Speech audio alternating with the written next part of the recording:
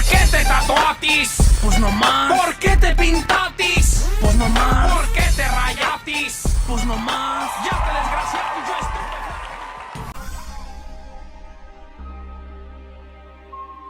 Sănătate numai bine, astăzi vom vorbi despre Illuminati și despre manșoni.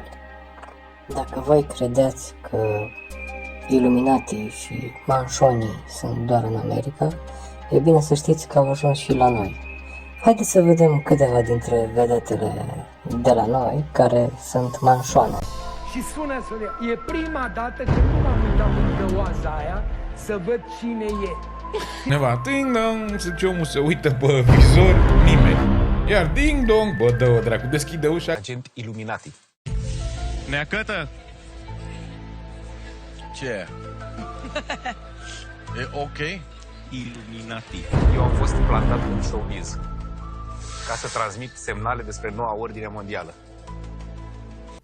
Poate vă întrebați ce sunt ăia manșoni sau cine este Illuminati.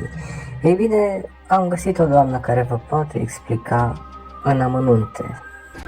Deocamdată pot să spun că nu este un post ocazional, pentru că divulgaritatea umanistică a unui om s-ar putea retușa pe un blastom ale nonșalanței nonconformistice într-un Jean Calvin.